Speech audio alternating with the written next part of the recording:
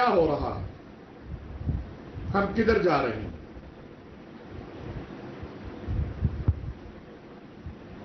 یہ زبانیں اتنی لمبی کیوں ہو گئی ہیں کہ کوئی اہل بیت پہ بکواس کر رہا ہے اور کوئی اصحاب رسول پہ بات کر رہا ہے؟ اعلانیہ بیٹھ کر کہا جا رہا ہے کہ ہم دوسروں کے مقدسات کو نہیں مانتے، ہم ان کی توہین کو اپنا دین سمجھتے ہیں، اور پھر اس کا عملی مظاہرہ اسلام آباد میں، خوشاب میں، کراچی میں، ہر جگہ ہم دیکھ رہے ہیں۔ جناب والا، اس قوم نے، اس ملک کے علماء نے، مساجد و امام بارگاہ نے، اس ملک کی فوج نے قربانیاں دے کے یہ امن حاصل کیا ہے۔ اگر یہ سلسلہ جاری رہا تو کسی کے اختیار میں کچھ بھی نہیں رہے گا۔ میں پاکستان علماء کونسل کی طرف سے یہ اعلان کر رہا ہوں کہ ہم ہر اس شخص کے ساتھ بیٹھنے سے انکار کریں گے جو اصحاب رسول، اہل بیت، خلفائے راشدین، امہات المؤمنین، سیدنا امیر معاویہ کے بارے میں بکواس کرنے والوں کی مدد کرے گا، معاونت کرے گا، ان کی تائید کرے گا، ان کی حمایت کرے گا۔ بسم اللہ الرحمن الرحیم۔ السلام علیکم۔ آپ دیکھ رہے ہیں چوتھا ستون، میں ہوں جواد فیضی۔ ناظرین، کراچی میں جو شیعہ سنی آگ لگ گئی ہے اور چنگاری بھڑک اٹھی ہے، وہ پورے ملک کو اپنی لپیٹ میں لے سکتی ہے۔ یہ پہلے بھی کئی دفعہ اس بات کا اظہار کیا گیا اس پلیٹ فارم سے، چوتھا ستون سے۔ یہ شیعہ بھی سنتے ہیں، دیکھتے ہیں، یہ سنی بھی دیکھتے ہیں، یہ بریلوی بھی دیکھتے ہیں، یہ اہل حدیث بھی دیکھتے ہیں، یہ دیوبندی بھی دیکھتے ہیں، اور دیگر مذاہب کے لوگ بھی دیکھتے ہوں گے۔ لیکن نہ تو کسی کے اندر یہ جرأت ہونی چاہیے کہ وہ اسلام کے ان بنیادی افراد جو دائرہ اسلام میں داخل ہوئے اور جناب حضرت محمد الرسول اللہ صلی اللہ علیہ وسلم کے قریبی ساتھی رہے، رفقا رہے، ان کے حوالے سے تبرہ کیا جائے، نہ کہ ان کی توہین کی جائے، نہ کہ ان کے بارے میں برے الفاظ کہے جائیں، ان کے بارے میں تبرہ کیا جائے۔ اس چیز کی ہرگز اجازت نہیں ہے۔ لیکن علامہ شہنشاہ نقوی صاحب جس طرح گفتگو فرما رہے ہیں اور حدت بڑھا رہے ہیں، اس کے جواب میں کراچی کے اندر علماء کا کنونشن، اس کے ساتھ آل پارٹیز کانفرنس کا ہونا، خود اہل تشیع علماء کا اس میں بیٹھنا، اور علامہ شہنشاہ نقوی کا اپنے ہی اہل تشیع علماء کے اوپر بھی طنز کے تیر جو ہے وہ برسانا، یہ کوئی معاملہ اتنا ایزی نہیں ہے۔ اور سوشل میڈیا کا اس طرح سے استعمال نہ کیا جائے کہ پھر سے آگ لگ جائے، پھر سے قتل و خون شروع ہو جائے، اور پھر سے معاملات خرابی کی طرف چلے جائیں۔ اگر ایسا نہ معاملہ بنا، اگر روکا نہ گیا، اور جس طرح کراچی کے علماء کا یہ کہنا کہ ربیع الاول کے میلاد کے جلسوں جلوسوں میں ہم کھل کے آ جائیں گے، اس کی بھی ضرورت نہیں ہے۔ اور اس پہ شہنشاہ نقوی صاحب کا یہ کہنا کہ نہیں جی اب دیکھنا 40ویں کا جلوس کس طرح جائے گا، ایک طرف کرونا ہو رہا ہے، دوسری طرف مجالس بھی برپا ہو رہی ہیں اور ہنگامے بھی برپا ہو رہے ہیں، گفتگو بھی ہو رہی ہے، اس ساری صورتحال میں خرابی بہت زیادہ بڑھ جائے گی۔ شہنشاہ نقوی صاحب کہہ رہے تھے صحرائی ممالک، میں وہاں سے بات شروع کرتا ہوں۔ چوہے نثار علی خان آج کل پھر بڑے ان ہوئے ہیں جناب سلیم صافی کو انٹرویو دینے کے بعد اور جرگہ کے مہمان بننے کے بعد، تو انہوں نے اسمبلی کے فلور پہ یہ کہا تھا، انہوں نے سینٹ میں بھی، انہوں نے قومی اسمبلی کے فلور پہ بھی، اور اس سے پہلے ان کیمرہ بریفنگ میں بھی انہوں نے کہا تھا کہ پاکستان کو سعودی عرب، ایران، ان ممالک نے اپنی جنگ کھیلنے کے لیے، اپنی جنگ کی بھینڈ چڑھایا ہے، اپنے کھیل کھیلنے کے لیے جس جنگ کی بھینڈ چڑھایا پاکستان کو، وہ بڑی گھناؤنی تھی، بڑی خوفناک تھی۔ اگر کوئی سعودی عرب کے کہنے پہ، اگر سعودی عرب کے ریال اور درہم کے چکروں میں اس ملک میں آگ لگاتا رہا ہے، اس پہ بھی لعنت بھیجنی چاہیے۔ اور اگر کوئی ایران کے ایران کے کہنے پہ، اس کے پیسوں پہ، اس کے لٹریچر پہ اس ملک میں جو ہے وہ صحابہ کرام پہ تبرہ کرتا رہا ہے، ازواج مطہرات رضوان اللہ علیہم اجمعین ان کے حوالے سے گستاخی کرتا رہا ہے، لٹریچر شائع کرتا رہا ہے، اس پہ بھی تبرہ اور لعنت بھیجنا چاہیے کہ اگر اس پاکستان کو ہم نے کھیل کا میدان بنا رکھا ہے اور اس میں ہم یہ چاہتے ہیں کہ مسلک کی بات کر کے اور وہ نفوس قدسیہ کہ جن کے بغیر، جن کے کہنے پہ اور ایسی شخصیت کہ جس نے کلمہ پڑھا تو پھر جا کے مولود کعبہ کو بھی اور نبی مکرم کو بھی، رسول مکرم کو بھی کعبۃ اللہ میں جا کے نماز اعلانیہ ادا کرنے کی ہمت ملی، لہٰذا وہ باتیں نہ کی جائیں جس کے حوالے سے مسائل بڑھ جائیں۔ اور رہ گئی بات کہ اگر صحرائی ممالک جو بھی کھاتے رہے ہیں، ایران نے کم کیا ہے کیا؟ اس ملک کے اندر مذہبی کسی بھی جماعت کے جلسے میں پہلا دھماکہ وہ کیا ایرانی کمانڈوز نے نہیں کیا؟ کیا انویسٹیگیشن سامنے نہیں آئی تھی؟ میں بتا دیتا ہوں اگر آپ کو یاد نہیں ہے، 23 مارچ 1987 کو مینار پاکستان کے بالکل قریب قلعہ لچھمن سنگھ، فوارہ چوک، راوی روڈ، لاہور، وہاں پہ سیرت النبی کانفرنس تھی اور 23 مارچ والے دن تھی اور استحکام پاکستان کی بات ہو رہی تھی۔ ضیاء الحق کی حرکات بد پہ ایک شخص جس کا طوطی بولتا تھا خطابت کے میدان میں، وہ بول رہا تھا، خطاب کر رہا تھا اور ضیاء الحق کی ان تمام تر مکروہات کو للکار رہا تھا جن کی وجہ سے یہ پاکستان عذاب میں مبتلا ہوا، فرقہ واریت آئی اور کلاشن کوف کلچر آیا، جس کی وجہ سے اس ملک کے اندر ہیروئن کلچر آیا اور جس کے جرنیلوں کو بھی وہ للکارا کرتا تھا اور براہ راست ضیاء الحق کو للکارتا تھا۔ وہ تھا علامہ احسان اللہ ظہیر، جس نے کتابیں لکھیں الشیعہ والقرآن، الشیعہ والسنہ، الشیعہ واہل البیت، اور وہ تمام تر کتابوں کے اندر کوئی ایک حوالہ بھی سنیوں کی کتاب سے نہیں ہے۔ آج بھی پڑھ کے دیکھ سکتے ہیں، آج بھی آپ وہ دیکھ سکتے ہیں، پڑھ سکتے ہیں اور کچھ تقاریر سن سکتے ہیں، اور وہ ایسا خطیب تھا اور ایسا عالم تھا کہ جس کے جلسے کے اندر کبھی بھی کافر کا نعرہ نہیں لگا تھا، لیکن اس نے ایسی کتابیں لکھی کہ کوئی شخص بھی اس کی کتابوں کا آج تک جواب نہیں دے سکا۔ اس علامہ احسان اللہ ظہیر کے جلسے کے اندر بم دھماکہ ہوتا ہے۔ اور بم دھماکہ کیسے ہوتا ہے؟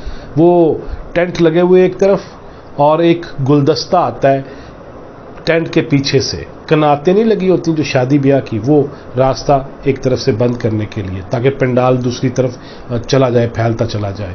وہاں ایک گلدستہ آتا ہے، اس گلدستے میں بم ہوتا ہے لیکن کسی کو پتہ نہیں ہے اور کہا جاتا ہے کہ جی یہ تازہ گلدستہ ہے اور اس کو علامہ صاحب کے آگے رکھ دیا جائے۔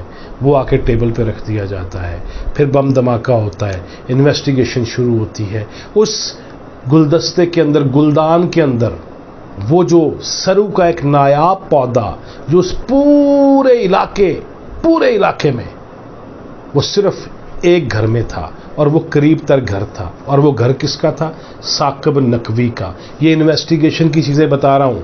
خواجہ محمد طفیل نے انویسٹیگیشن کی، حکومت پنجاب نے کی، حکومت پاکستان نے کی، وزارت داخلہ نے کی، اور جس کے بعد یہ آج بھی فائلز کے اندر چیز موجود ہے کہ ایرانی کمانڈوز آئے، ایرانی کمانڈوز آ کے ثاقب نقوی کے گھر ٹھہرے اور جلسہ، چونکہ پہلے سے اشتہار لگے ہوئے تھے، وہ لوگ وہاں ٹھہرتے ہیں، وہ دھماکہ کرتے ہیں۔ علامہ احسان اللہ ظہیر شدید زخمی ہوتے ہیں، میو ہسپتال میں ہاسپٹلائز ہوتے ہیں۔ اس کے بعد ان کے قریبی رفقا جو اسی وقت حضرت مولانا حبیب الرحمن یزدانی، محمد خان نجیب، مولانا عبدالخالق قدوسی اور دیگر افراد جو ہیں وہ جاں بحق ہو جاتے ہیں، اور علامہ احسان اللہ ظہیر ان کی علاج کے لیے دنیا کے 3 ممالک سے طیارے آتے ہیں، وہ सऊदी अरब चले जाते हैं, रियाज हॉस्पिटल में ऑपरेशन होता है, जानवर नहीं होते, अल्लाह को प्यारे होते हैं, और उसके बाद वो उसके बाद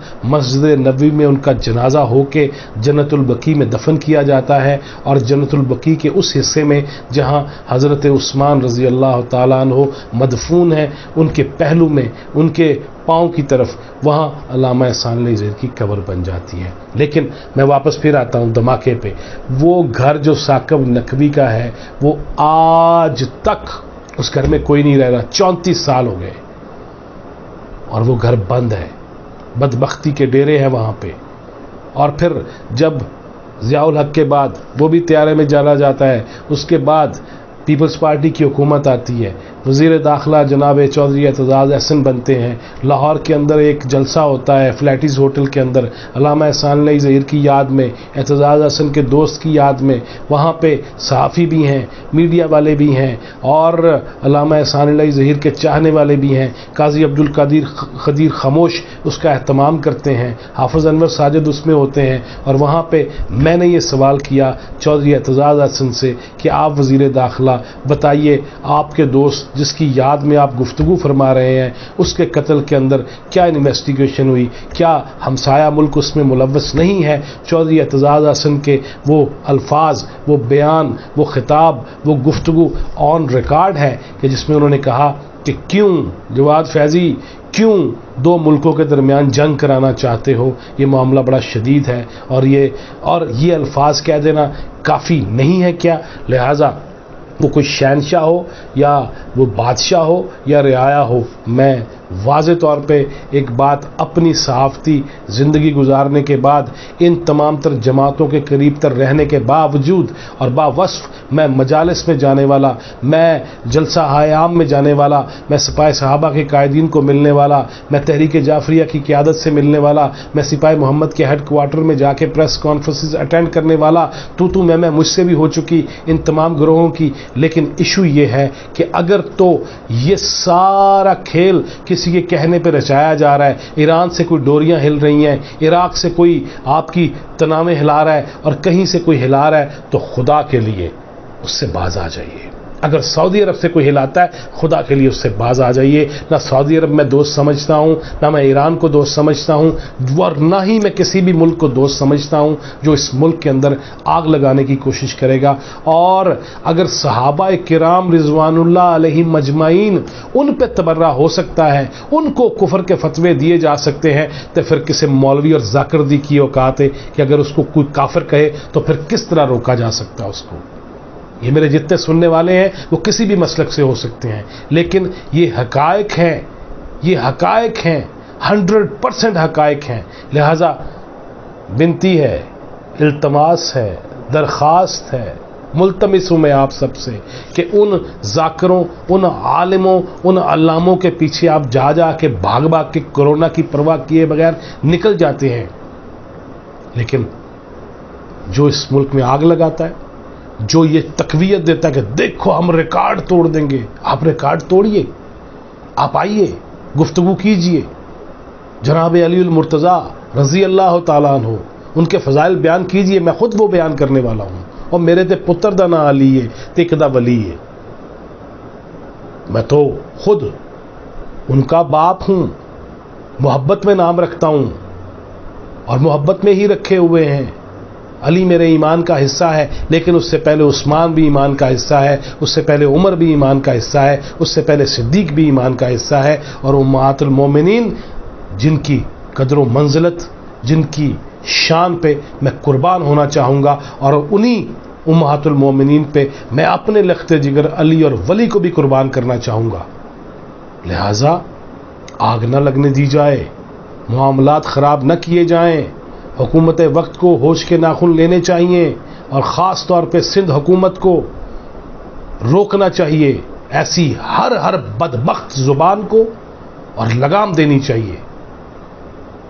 वगरना इस मुल्क में वही साजिशें जो ईरान चाहता है या दीगर ममालिक चाहते हैं, जो मगरबी ममालिक चाहते हैं कि इस मुल्क की किस्मत के अंदर फ़िरका वारियत लिख दी जाए और उसके बाद तमाशा देखा जाए।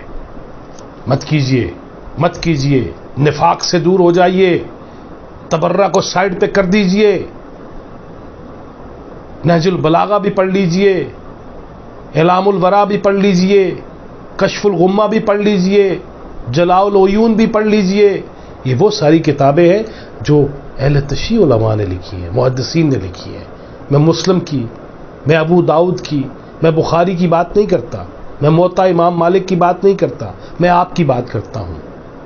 खुदारा अपनी किताबों को पढ़ लीजिए, अपनी ही किताबों को पढ़ लीजिए, और उसके बाद इस मुल्क को खुदा के वास्ते ईंधन न बनाएं, यहाँ आग न लगाएं, अपने चस्के के लिए और अपनी वावा के लिए और अपनी मैं के लिए, खुदा के लिए। वगरना वो आग लग जाएगी जो फिर संभलेगी नहीं। सिर्फ ट्रेंड चलाने से खिदमत नहीं हो जाती आइम्मा की और इमामों की, ट्रेंड चलने से सवाब नहीं हो जाते। लिहाजा अपने कॉल ऑफ फेल पे गिरफ्त रखिए और उसको कंट्रोल रखिए ताकि कोई मसला ना हो फिर, वरना फिर फैसलाबाद दे वो बिलाल रज़ा नु देख लो, उस पर तो बोले नहीं हजरत साहब, आप बाकी चीज़ों पे बोल रहे हैं। नबी करीम सल्लल्लाहु अलैहि वसल्लम के जानिसारों को इस अंदाज में मत बुलाओ, तुम्हारी कोई औकात नहीं है उनके सामने, किसी की भी कोई औकात नहीं है, मेरी कोई उनके सामने जात नहीं है, जाकिर और मुल्ला तेरी कोई औकात नहीं है उनके सामने। इसलिए अपनी जबानों को लगाम दो और अपने आप में रहो। अगर अल्लाह ने कुछ चार सुनने वाले दे दिए हैं तो अपनी औकात से मत निकलो। अल्लाह इस मुल्क का हामी नासिर हो। इस टॉपिक पे और अल्लामा एहसानुल्लाह ज़हीर उनकी किताबों के हवाले से फिर किसी वीडियो में गुफ्तगू करेंगे, और फिर ये भी बताऊंगा कि उस 23 मार्च के धमाके की जो इन्वेस्टिगेशन हुई उसमें मज़ीद कौन कौन था और कहां कहां से लोग आए थे, ईरान की किन यूनिवर्सिटियों से आए थे और ईरानी कमांडोज क्यों आए थे और वजह क्या थी, क्योंकि उनकी किताबों के तराजुम जो हैं वो कितनी ही ज़ुबानों में हुए और लाखों की तादाद में शाया हुई। अरबी में लिखी हुई किताबों के तर्जमे हर ज़बान में हुए, लेकिन किसी के अंदर जुर्रत नहीं हुई कि उनका दलाइल से जवाब दे सके। बंदा मार दिया, धमाका कर दिया, लोग अल्लाह को प्यारे हो गए।